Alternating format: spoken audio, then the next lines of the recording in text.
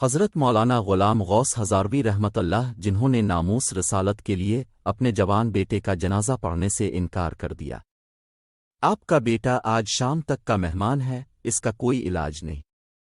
Doctor کے یہ الفاظ سن کر مولانا رو پڑے، اپنے بیٹے کو گھر لے آئے۔ گھر میں کھڑے اپنے بیٹے کی تیمارداری کر رہے تھے کہ دروازے پر دستک ہوئی۔ مولانا دروازے پر گئے، باہر ایک بوڑھے شخص کو کھڑے پایا۔ حضرت نے سلام و دعا کے بعد پوچھا، بابا جی خیریت سے آئے ہو؟ وہ کہنے لگا، خیریت سے کہاں آیا ہوں، ہمارے علاقے میں ایک قادیانی گروہ آیا ہوا ہے، وہ لوگوں کو گمراہ کر رہا ہے، امت گمراہ ہو رہی ہے اور آپ گھر میں کھڑے ہیں۔ مولانا نے جیسے یہ بات سنی، اب کی آنکھوں سے آنسو بہہ پڑے۔ بیوی سے فرمایا، بی بی میرا بیگ کہاں ہے؟ بیوی نے بیگ اٹھا کر دیا اور اب بیگ ہاتھ میں پکڑے گھر سے روانہ ہونے لگے۔ بیوی نے دامن پکڑ لیا اور کہنے لگی، مولانا آخری لمحات میں اپنے نوجوان بیٹے کو اس حالت میں چھوڑ کر جا رہے ہو؟ مولانا نے آسمان کی طرف نظریں اٹھائیں اور رو کر روانہ ہونے لگے تو جاں بل بیٹے نے کہا، ابا جان میں آج کا مہمان ہوں، چند لمحے تو انتظار کر لیجئے، میری روح نکل رہی ہے، مجھے اس حال میں چھوڑ کر جا رہے ہو۔ مولانا نے اپنے نوجوان بیٹے کو بوسہ دیا، رونے لگے اور فرمایا، دے بیٹے بات یہ ہے کہ میں محمد صلی اللہ علیہ وآلہ وسلم کے دین کی خاطر جا رہا ہوں، کل قیامت کے دن حوض کوثر پر ہماری تمہاری ملاقات ہو جائے گی۔ یہ فرمایا اور گھر سے روانہ ہو گئے۔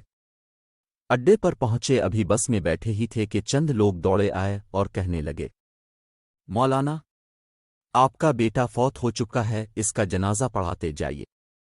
مولانا نے آسمان کی طرف نظریں اٹھائیں اور رو کر فرمانے لگے، جنازہ پڑھانا فرض کفایہ ہے اور امت محمدیہ کو گمراہی سے بچانا فرض عین ہے، فرض عین کو چھوڑ کر فرض کفایہ کی طرف نہیں جا سکتا۔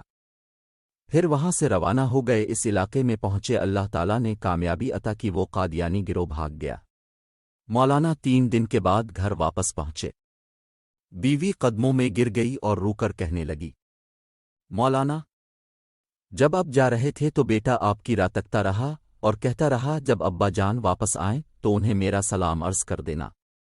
مولانا نے جب یہ سنا تو فوراً اپنے بیٹے کی قبر پر گئے اور دعا مانگنے لگے، اے اللہ ختم نبوت کے وسیلے سے میرے بیٹے کی قبر کو جنت کا باغ بنا دے۔ مولانا دعا مانگ کر گھر واپس آئے تو رات بیٹے کو خواب میں دیکھا۔ بیٹے نے اپنے ابا سے ملاقات کی اور کہا کہ رب محمد کی قسم، ختم نبوت کے وسیلے سے اللہ تعالیٰ نے میری قبر کو جنت کا باغ بنا دیا ہے۔